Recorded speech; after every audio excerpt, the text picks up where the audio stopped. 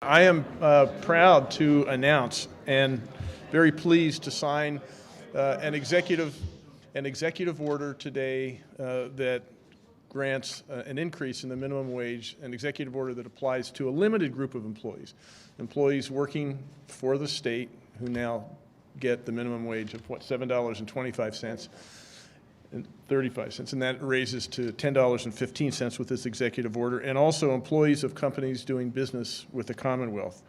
Now, this is part of my Jobs That Pay initiative, and the goal is to do what I can as governor to make sure that the people working in Pennsylvania have a living wage, or as close to a living wage as we can get it. This is fair for workers. This is fair. Thank you.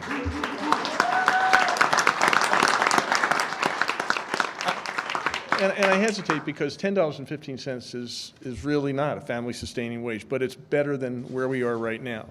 This is fair for workers who have for too long languished at below the poverty limit, which is where the current minimum wage has them living. But again, this executive order is limited to a narrow group of employees. But we need legislation that applies to all employees, all workers in Pennsylvania. This would apply if we had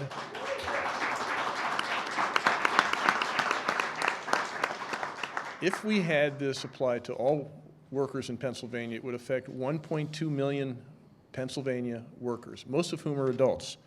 And such legislation would not just help them. Obviously, it would be a big increase in their wage, but it would also help the companies they're working for. My company, back when I employed people, I had no one making even close to the minimum wage, and it made a big difference. It boosts morale when you pay a fair wage. It also improves productivity.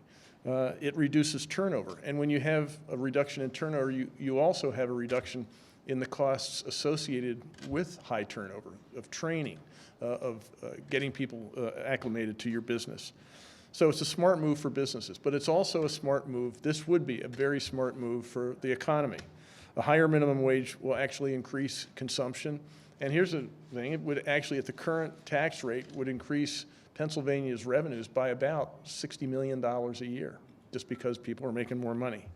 So it's a really important thing for Pennsylvania. What I'm trying to do with this executive order is something I can do for the limited group of people, about 450 who work for the Commonwealth, to whom this will apply. That's 450 people out of 79,000 who work for the Commonwealth at this point.